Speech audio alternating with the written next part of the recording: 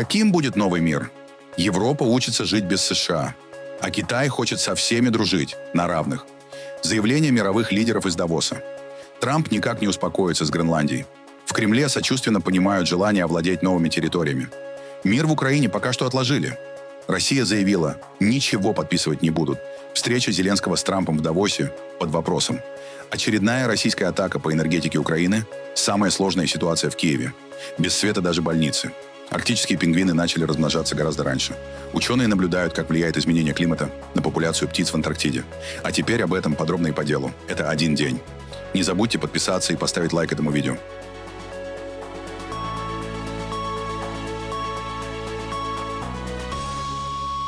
В Давосе в этом году говорят не о росте, а о выживании старого мирового порядка. Президент Франции Эммануэль Макрон предупредил, мир все быстрее скатывается к праву сильного. С войнами, тарифами и политикой давления вместо правил и договоренностей. Европе, по его словам, приходится жить в эпоху, где союзники все чаще становятся конкурентами. Это было время мира, стабильности и предсказуемости.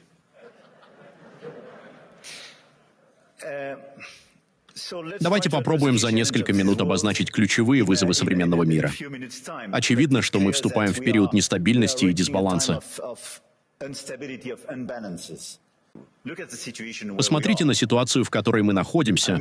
Мы наблюдаем сдвиг в сторону автократии вместо демократии, рост насилия, более 60 войн в 2024 году, абсолютный рекорд, пусть некоторые из них, как мне сказали, были урегулированы. Конфликты стали нормой, они приобрели гибридный характер и распространились на новые сферы — космос, цифровое пространство, информацию, киберсреду, торговлю и так далее.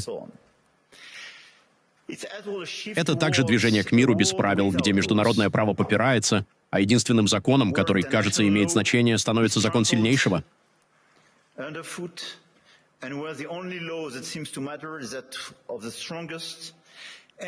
Имперские амбиции возвращаются.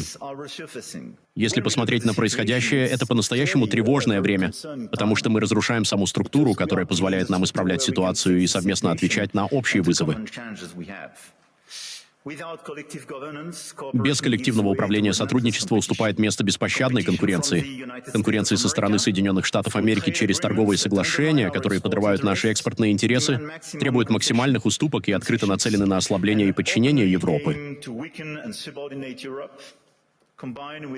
Все это сопровождается бесконечным накоплением новых тарифов, что принципиально неприемлемо, особенно когда они используются как инструмент давления на территориальный суверенитет. Глава Еврокомиссии Урсула фон дер Ляйен поддержала этот тон. Она заявила, что прежний мир уже не вернется. И Европа должна научиться полагаться на себя в энергетике, обороне, технологиях и экономике. Геополитические потрясения могут и должны стать возможностью для Европы. И, на мой взгляд, тот тектонический сдвиг, который мы переживаем сегодня, это возможность и, по сути, необходимость построить новую форму европейской независимости. Хорошая новость в том, что мы действовали немедленно, будь то энергетика или сырьевые ресурсы, оборона или цифровая сфера. Мы движемся быстро. Но правда также в том, что мы сможем воспользоваться этой возможностью только в том случае, если признаем, эти изменения носят постоянный характер. Конечно, ностальгия — часть человеческой истории, но ностальгия не вернет старый мировой порядок. Если эти изменения постоянны, значит, Европа тоже должна измениться навсегда. Пришло время воспользоваться этой возможностью и построить новую независимую Европу. Китай же попытался смягчить риторику. Пекин уверяет, что не стремится к доминированию и хочет быть не только фабрикой, но и рынком. Китай привержен укреплению всеобщего процветания со своими торговыми партнерами за счет собственного развития и стремится увеличить общий пирог мировой экономики и торговли. Мы никогда не стремились к торговому профициту. Помимо роли мировой фабрики, мы надеемся стать и мировым рынком. Однако во многих случаях, когда Китай хочет покупать, другие не хотят продавать. Торговые вопросы нередко превращаются в барьеры, связанные с безопасностью. Президент США Дональд Трамп резко высказался в адрес французского лидера Эммануэля Макрона. Поводом стал отказ Парижа присоединиться к инициативе Трампа, так называемому Совету мира, который он предлагает создать для урегулирования международных конфликтов. Отвечая на вопрос журналистов, Трамп дал понять, Несогласие Франции может обернуться экономическими последствиями. Он заявил, что готов ввести жесткие тарифы на французские вина и шампанское, если Макрон не изменит свою позицию. Есть ли у вас ответ на заявление президента Макрона о том, что он не будет участвовать в Совете мира? О, он так сказал. Ну, его никто не хочет, потому что он совсем скоро уйдет с поста. Так что все в порядке. Если они будут вести себя враждебно, я введу 200% тариф на его вина и шампанское, и он присоединится. Но он может и не присоединяться. Возможно, вы передаете мне это немного иначе, но если он правда так сказал, как вы знаете, через несколько месяцев он уже не будет у власти. Далее конфликт получил продолжение уже в соцсетях. Трамп опубликовал на своей платформе Truth Social скриншоты личной переписки с Эммануэлем Макроном и генсеком НАТО Марком Рютте. Сообщение от президента Эммануэля Макрона, Франция. Мой друг, мы полностью совпадаем по Сирии. Мы можем сделать великие вещи по Ирану. Я не понимаю, что вы делаете с Гренландией. Давайте попробуем построить великие вещи. Я могу организовать встречу G7 после Давоса в Париже, в четверг после обеда. Я могу пригласить украинцев, датчан, сирийцев и россиян на полях встречи. Давайте поужинаем вместе в Париже в четверг перед вашим возвращением в США. Эммануэль. Господин президент, дорогой Дональд, то, чего вы сегодня добились в Сирии, невероятно. Я использую свои медийные выступления в Давосе, чтобы подчеркнуть вашу работу там, в Газе и в Украине. Я нацелен на то, чтобы найти путь вперед по вопросу Гренландии. С нетерпением жду встречи с вами. С уважением, Марк. Подлинность переписки подтвердил источник, близкий к Елисейскому дворцу. При этом ни Белый дом, ни офис Макрона официальных комментариев не дали. Параллельно Трамп подтвердил еще одно решение, вызвавшее резонанс. Он сообщил, что направил приглашение в Совет мира президенту России Владимиру Путину. По словам Трампа, речь идет о действующих мировых лидерах, которых он считает ключевыми участниками будущего диалога. Вы пригласили президента Путина стать членом Совета мира? Да, он был приглашен. Вы действительно пригласили президента Путина в Совет мира? Да, он один из тех людей. Это мировые лидеры. И ответ – да, я его пригласил. В Кремле заявили, что предложение изучается, и Москва рассчитывает на дальнейшие контакты с Вашингтоном. Идею создания Совета мира Трамп впервые озвучил осенью прошлого года, представляя свой план по прекращению войны в Газе. Теперь, согласно новым приглашениям, речь идет уже о более широкой платформе для обсуждения конфликтов по всему миру. Возможное приобретение Гренландии – это то, что Дональд Трамп планирует обсуждать в Давосе. Он ее хочет. И точка. Что вы планируете сказать европейским лидерам в Давосе, если они выступят против вашего плана по Гренландии? Ну, я не думаю, что они будут слишком сильно возражать. Послушайте, она нам нужна. Это должно быть сделано. Они не могут ее защитить. Дания – замечательные люди. Я знаю их лидеров. Они очень хорошие люди. Но они туда даже не ездят.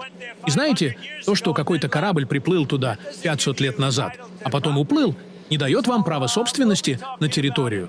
Так что мы будем обсуждать это с разными людьми. У нас был огромный успех, и я, знаете ли, сделал для НАТО больше, чем кто-либо другой. Думаю, без меня НАТО сейчас вообще не существовало бы. Я заставил их платить 5%, а не 2% и не платить вовсе. Я сделал для НАТО больше, чем любой другой американский президент, без всяких сомнений. Посмотрим, как все пойдет. Но Гренландия очень важна. Вы говорили, что для вас важно обеспечение безопасности Арктики и противодействие российской угрозе. Почему вас раздражает то, что союзники по НАТО считают, что усиливают защиту Гренландии, проводя военные учения? Ну, это не было военной операцией. Они отправили всего несколько человек. И они говорят, что направили их не из-за меня, а для защиты от России. Но, знаете, НАТО уже около 20 лет, даже дольше, 25 лет, предупреждает Данию о российской угрозе. И дело не только в России, но и в Китае. Так что посмотрим, что будет. Но скажу так, Давос будет очень интересным. Министр финансов США Скотт Бессент уже в Давосе выразил уверенность. Европейские правительства не будут эскалировать напряженность с Соединенными Штатами из-за стремления Вашингтона купить Гренландию, и что решение будет найдено. Прошло всего 48 часов. Как я уже сказал, откиньтесь назад, расслабьтесь. Я уверен, что лидеры не будут идти на эскалацию, и что все это разрешится таким образом, который в итоге приведет к очень хорошему результату для всех, для национальной безопасности, для США и для Европы.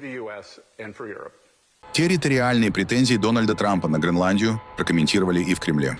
Сергей Лавров сравнил остров с уже аннексированной самой же Россией территорией – Крымом. По его словам, Крым не менее важен для обеспечения безопасности России, чем Гренландия для США. Также Лавров заявил, что Гренландия не является естественной частью Дании. Речь о том, что они являются членами Североатлантического альянса, и этот альянс сейчас проходит испытания на то, что он из себя представляет. Поэтому, как бы сказать, мы совсем не заинтересованы в том, чтобы вмешиваться в чьи-то дела. В принципе, Гренландия – это не естественная часть Дании, правда ведь? Она не была ни естественной частью Норвегии, ни естественной частью Дании. Это колониальное завоевание. То, что там жители сейчас привыкли и им комфортно, это другой вопрос. Но проблема бывших колониальных владений, она стоит все более и более серьезно. Ну и, конечно, когда оправдывают происходящее вокруг Гренландии тем, что иначе ее захватит Россия или Китай, нет таких подтверждений. И на Западе уже экономисты, политологи их опровергают. Мы не имеем отношения к этому вопросу. Мы наблюдаем, безусловно, это серьезная геополитическая ситуация, и будем делать выводы по итогам развязки этой проблемы. Мы не имеем никакого отношения к планам захватить Гренландию. Я не сомневаюсь нисколько, что в Вашингтоне прекрасно знают об отсутствии таких планов и у России, и у Китайской Народной Республики. У нас многие вообще не знали, что это такое среди наших граждан, пока вдруг Гренландия не заняла первые полосы. Это решайте внутри Североатлантического альянса, еще раз говорю. Мы посмотрим, как будет решен этот вопрос. А вот по балканской тематике Москва поддерживает контакты с Соединенными Штатами и готова развивать такое взаимодействие и дальше. У нас с Соединенными Штатами больше возможностей на Балканах контактировать, и в том, что касается Боснии и Герцеговины, в том, что касается других стран региона. Такие контакты есть. Они пока еще не привели к каким-то позитивным, да и вообще любым другим конкретным результатам, но мы открыты к этим контактам, и, как я могу судить, американские коллеги тоже готовы их развивать. Россия вряд ли сможет достичь каких-либо соглашений с нынешними лидерами европейских стран, заявил Лавров. Он добавил, что лидеры ЕС и Великобритании заинтересованы лишь в сохранении нынешнего режима в Киеве и создании угроз для России. Если кто-то хочет разговаривать, никогда мы не откажемся. Даже прекрасно понимая, сделаю такую оговорку, что с нынешними лидерами Европы ни о чем договориться, скорее всего, не получится. Они слишком глубоко себя загнали в ненависть к России. Вот такая вот четверка образовалась: Стармер, Макрон, Мерц и вот эти, пожалуй, деятели. И, конечно, Урсула фон дер Ляйен и прочие брюссельские руководители. Я не вижу их заинтересованности в том, чтобы конфликт закончился. Я еще раз напоминаю о том, что я сказал некоторое время назад в этом зале, что они добиваются одобрения плана Зеленского, как они его называют, из неких там 20 пунктов, суть которого сводится к одному: немедленное перемирие и сопровождение этого перемирия объявлением юридических гарантий безопасности Украины. То есть, как выглядит это сейчас и как это есть на самом деле, это гарантии сохранения нынешнего нацистского режима на той части территории Украины, которая будет сохранена за этим режимом. И Зеленский об этом говорит: вот сейчас остановимся, нам дадут гарантии безопасности, с Трампом подпишем план по восстановлению Украины там на $800 миллиардов, но ничего признавать не будем, оставим это на потом.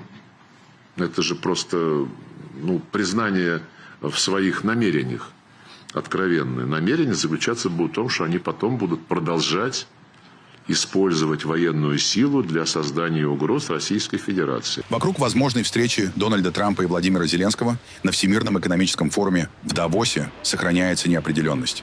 Ранее издание «Политика» сообщило, что встреча лидеров, которая могла стать ключевым геополитическим событием форума, до сих пор не назначена. По данным издания, в официальном расписании Трампа переговоров с Зеленским нет.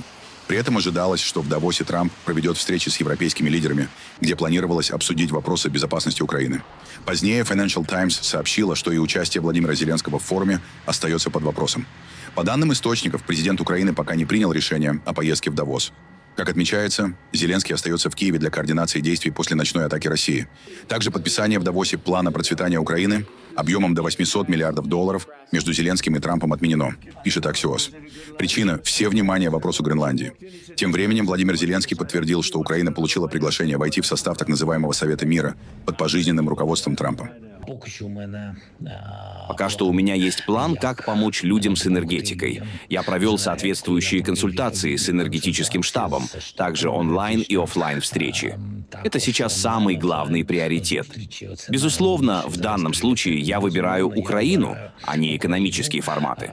Но все может меняться каждую минуту, потому что для меня очень важно для украинцев закончить эту войну. Если документы будут готовы, у нас будет встреча и состоится поездка. Если будут энергетические пакеты или даже встреча и решение дополнительно по ПВО, безусловно, я поеду. Приглашение мы получили. Дипломаты работают над этим приглашением. Я думаю, что вопрос по первому. Честно говоря, Россия — наш враг. Беларусь — их союзник. Я, честно говоря, пока что для меня очень сложно представить, как мы с Россией можем быть вместе в том или ином совете. Ну, я глухого тупика, которого не вижу. Работают над документами, как я говорил, уже такая достаточно тривиальная фраза. Последняя миля. И она даже сложнее. Но, тем не менее, это правда. Имеем то, что имеем. У нас не стало меньше ракет ПВО, а стало больше ракет у русских во время атак. У нас стало немного больше систем. Намного больше баллистики, которую использует Россия. Например, сегодняшняя атака россиян стоила для нас. Это только стоимость ракет. Около 80 миллионов евро. Представьте себе, это стоимость этих ракет. Я говорил о совместных объединенных вооруженных силах Европы. Почему? Потому что угроза со стороны России понятна. Они планируют к 2030 году иметь армию в 2,5 миллиона человек. Поэтому армия в Европе, с учетом, безусловно, того, что у каждой страны останется своя суверенная армия, но объединенные вооруженные силы должны быть готовы реагировать. Как минимум, их должно быть 3 миллиона. Ночью, 20 января, Россия нанесла по Украине один из самых масштабных ударов за последнее время. По данным властей, были запущены десятки ракет и более 300 дронов. Самая тяжелая ситуация в Киеве. После обстрелов столица частично осталась без света, воды и отопления. Более 5000 многоэтажных домов лишились тепла. Причем большинство из них только недавно подключили после предыдущей атаки в начале января. На левом берегу Днепра возникли перебои с водоснабжением и электричеством. Социальные объекты переведены на автономное питание. Коммунальные службы и энергетики работают в экстренном режиме, но восстановление идет медленно. По данным энергетической компании ДТЭК, без света остаются около 173 тысяч жителей Киева. В части домов электроснабжение уже удалось вернуть. Однако в городе продолжаются аварийные отключения, обычные графики пока не действуют. Есть и жертвы. В Бучанском районе Киевской области погиб 50-летний мужчина. В самом Киеве женщина получила ранение после падения дрона. Отключения зафиксированы и в других регионах страны. В Киевской, Одесской, Днепропетровской, Равенской, Харьковской и Сумской областях. Удары пришлись по объектам энергетической системы. Украинские власти заявляют, энергетика снова стала главной целью атаки, а зима делает последствия особенно тяжелыми для мирных жителей. А так сейчас выглядит Киевский институт сердца после очередного российского обстрела. Клиника полностью обесточена и работает на генераторах. Нет и централизованного водоснабжения. Используются собственные запасы. Видео опубликовал Борис Тодуров, генеральный директор Института сердца и кардиохирург. Съемка сделана ночью 20 января при морозе минус 15 и полном блэкауте. Вот так выглядит блэкаут. 20 января.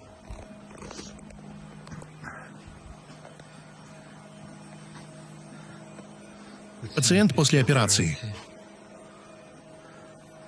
Инфузоматы работают. Монитор работает. Здесь пациента у нас нет.